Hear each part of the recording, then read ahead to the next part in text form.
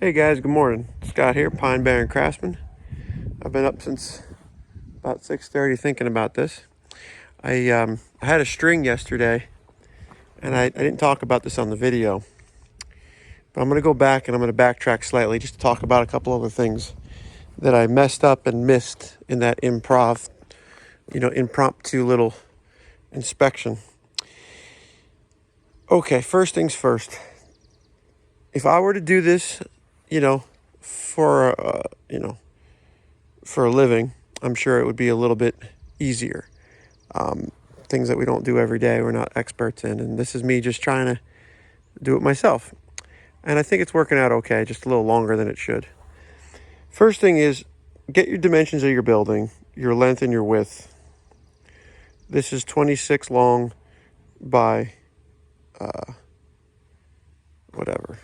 118 wide. It's up to the outside measurement. Okay, the overall outside measurement of the building. I would recommend getting corner pins or like spikes or pieces of rebar or something that's rigid that you can take up pretty high off the ground without it bending over, and put masonry string on it. Go around and get your overall height for your last beam where your building is actually going to sit on. I should have did that first, and it would have helped me figure out how many beams I wanted to put in the back. But I kind of just built these like Lincoln logs and saw how far I had to go up until I had a fully exposed beam here at the top. I call this the top because that's where the grade is coming up. So this is a little bit easier. So like if I had a string up 3.5, 4 feet up there, let's say, and I had a level on it, which is they have a level that you could put on a string, and it would tell me where I would be at the ground. And I want to have 6 inches up to have one full beam exposed in the front as my entrance step. So 4 corners, put your pins, put your string, level it all, right? And square it up. And the way you square it up, the right way, I did it with a string yesterday or a couple days ago, and I kind of went a little bit off my mark, but I borrowed this tape today from a good buddy. And you take it to the outside corner all the way down there, and you take it to the outside corner here. It hooks on. Luckily, you don't need a friend. And you have 28 feet and a half an inch. And I have the same exact measurement here. And I didn't this morning. This morning, I was off slightly down to there. So what I did is I shaved off, because thankfully these beams aren't in yet. Those are in. So I only have one side to make this thing square this way. So I shaved this off with my chainsaw. That's pretty much all I needed. It was here. And I minused that, slid this over.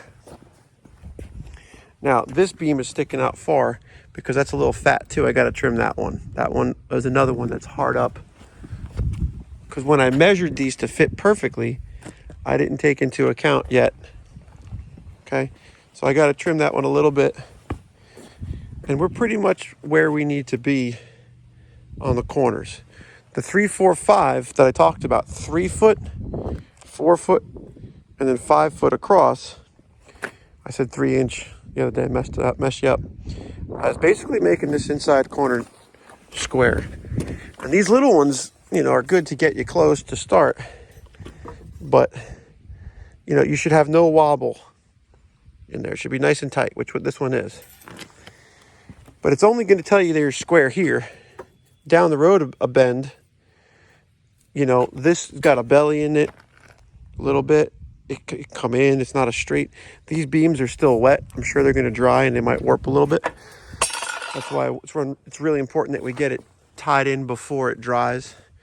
So the center of the beam could have like a bend, and it could be straight where the level is, and it could be straight here. So you can't always trust your measuring tape from side to side, which I have less than what I need. I should have 118 and a quarter. I think I have 118. might be a 1/4 inch or 1/2 inch off because of the difference of the beam. But I'm pretty sure that that greenhouse has some wiggle room on the end. The idea is that we want it to be at least smaller. You don't want to be bigger because when the panels come down, the glass is going to overhang the sides of this plastic, whatever it is, polycarbonate, I don't know. You can't be fatter because then you're going to be spreading the plastic out and you're going to see that. If there's an air gap, you know, you can always come back, you could tack it in, or I'd rather have a little wiggle room somewhere because nothing's going to ever be perfect, especially, like I said, I'm not doing this for a living. So we talked about the squareness, cross measurement. We talked about eyeballing it. One of the things I do is I get down real low and I look at the horizon of the boards, and you can get your eye on it. You basically want to see that none of the boards in any of the corners is pitched up higher, like in this area here might be up, or that might be like way down. You want to be able to see the whole horizon as one plane. I don't know if I described this in the other video, but the way I cut these wedges is I cut on the outside, I measured, and on the inside, because these boards are 6 inches wide. So within that traveling distance between from here to here, you might be pitched down a lot. So you got to make it up with your scabbed in pieces if you're not going into the dirt that's already leveled. Because this is like floating all different directions. And at some point, you kind of got to just take what you get. These boards give a lot of room for some movement because they're rough cut. So you could be off 1/8, 1/4 on your stack just because the board is not the same. Like this is touching out here, but it's not here, you know, or maybe I got to tap this one over. There's a lot of little tapping going on too. Like you come over here with the big sledge and you give it you probably should have a wooden mallet with so you don't mar up your board. If you use a metal hammer, it's going to leave dinkins. I call them dinkins. Probably going to have to hit this with some stain or something just for aesthetic so it doesn't get ugly. I'm going to backfill it at the level of that first beam on the ground, not the one that's at the top. I'll probably level the ground up. So maybe it's a lot of material. Maybe I'll go in to this area here and level this beam. So I have about 12 inches of material down there to nothing. Maybe just leave the asphalt here because this, I mean, it's going to be hard to walk around in there and build plant stands on ground that's not level. You'll build a nice square stand in your garage and you'll come in here and there's a belly here. And that's why I don't want to just leave it asphalt. Like right now I'm in a hole, you know, so coming up out of it and it's wibbly. We already talked about that. Everything's good. I'm drilling through with the auger bit through the beams that I can get through from the top down first.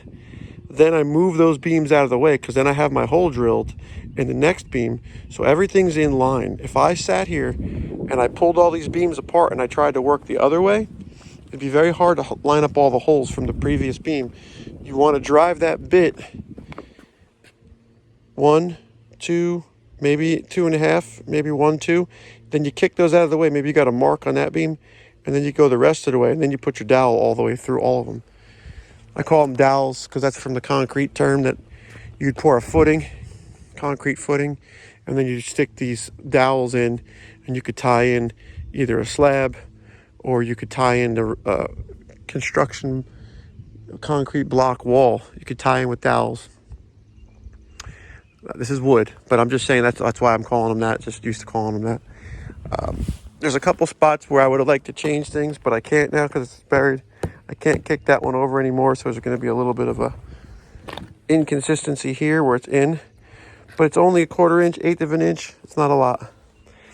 That little mouse house I cut in there because I had some scraps and I didn't want to cut up this other piece.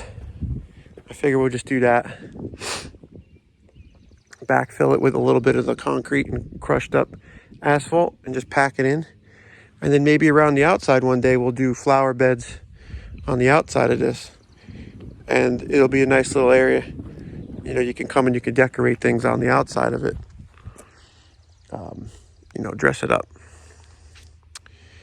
So that's it.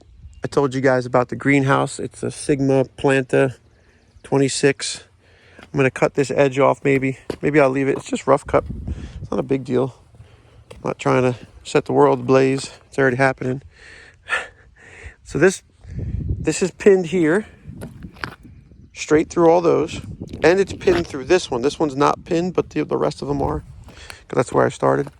So then I'll jump right to this one, and I'll probably pin back over here somewhere.